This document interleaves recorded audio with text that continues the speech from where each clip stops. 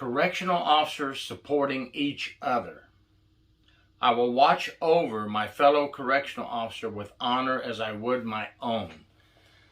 Hello everybody, I'm Gary York, True Prison Stories. Today I want to talk about why we as correctional officers have to support each other. How many reasons do you need to support each other? You should just automatically be willing to help each other out and support each other. But here's a lot of reasons I'm going to give today why we should support each other and how we can support each other. And I think the first reason I'm going to give might hit the heart and hit home with many of you, okay? You know, the citizens on the outside rely on you and me to protect them, and we do that. We do that job for them. We protect them from the criminals behind the walls. But let me tell you this, who is protecting you? The officer. Who is watching out for your best interest? Well, that's you and your fellow officers. It also needs to be your supervisors and your upper management.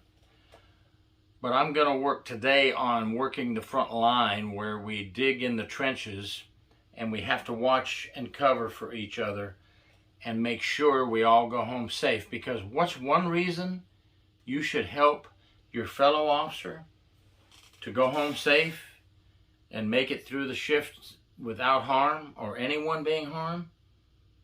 Your family. Your family needs you at home.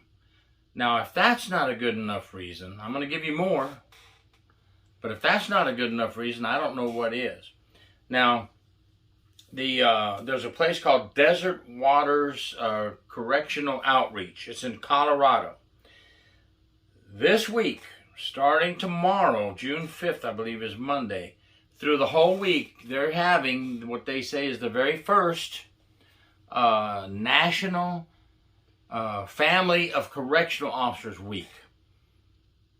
And it's about time, because our families miss out on a lot of holidays and birthdays and time together when we as correctional officers work behind the walls. So family is one reason why we should help protect each other.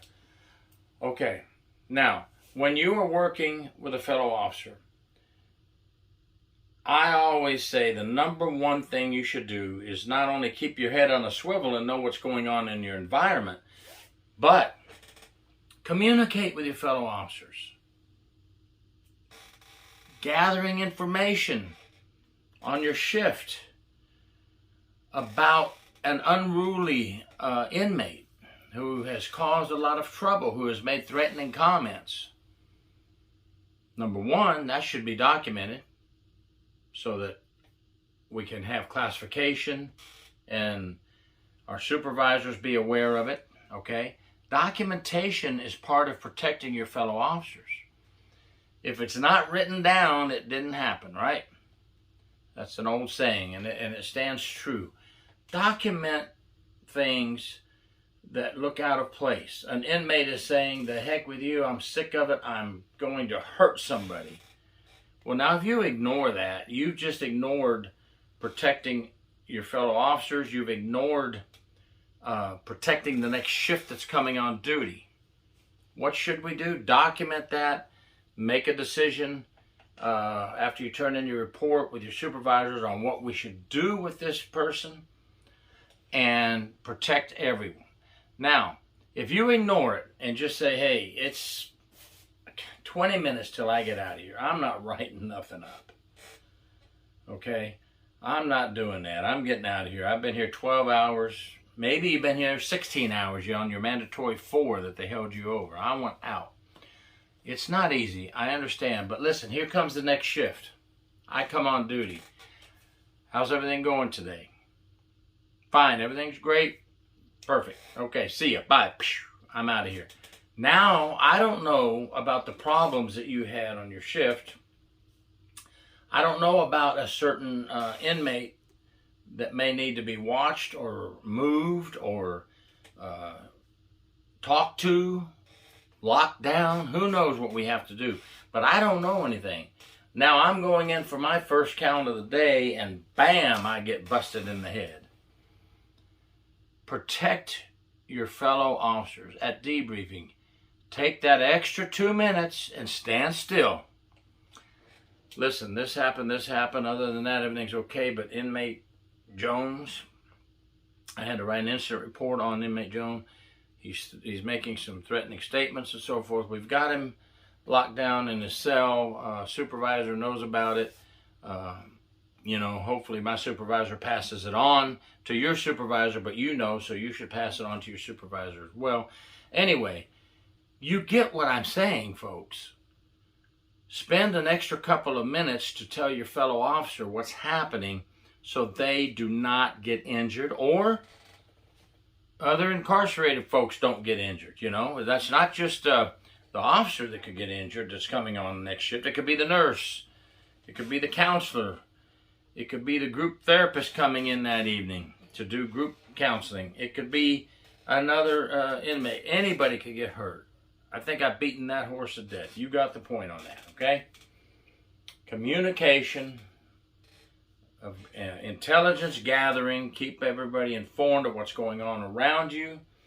Debriefing is so important. And we're not talking an official, sit down at the table 15, just a quick 1 to 2 minute debriefing so your next shift knows what's going on.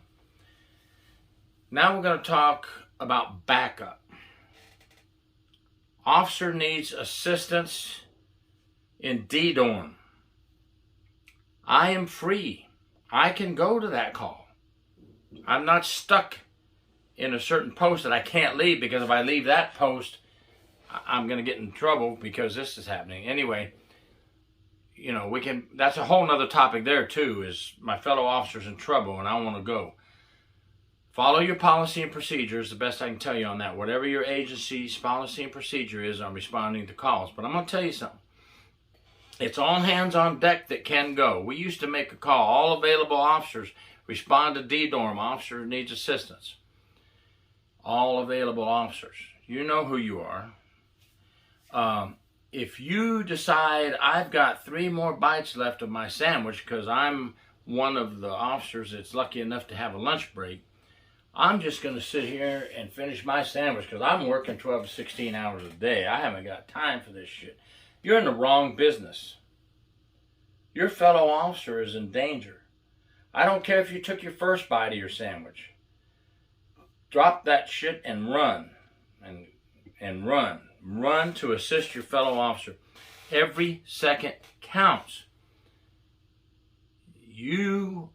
How would you feel if you sat there and ate your sandwich and found out your fellow officer was beaten to death, stabbed, injured so bad that they're in the hospital for several days, and your lazy butt just stayed there and ate your sandwich? You guys know what I'm talking about. Those people need to get a fire lit under their rear end, okay, and get going. All right? Backup means backup. Get over there and back up your fellow officer. Protecting the interest of your fellow officers is part of your correctional officer oath, folks. I will guard or watch over my fellow officer's best interest as if it were my own, and I will do it with honor. I didn't say it exactly the way it's written in the oath, but that's the same meaning. You took an oath to serve and protect everyone.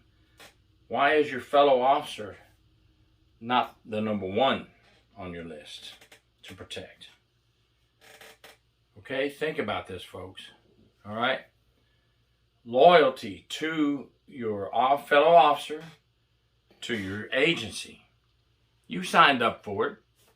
If you don't like it, I used to not like when this was said. I used to think when somebody said, if you don't like it, you can leave. We're so short-staffed, you don't want to tell people that. But you know what? I don't want a body there if they're not going to help. If they're going to be lazy, not run to help a fellow officer, not back up a fellow officer in a crisis, what good are you? Maybe you should just hit the road. This job's not for you.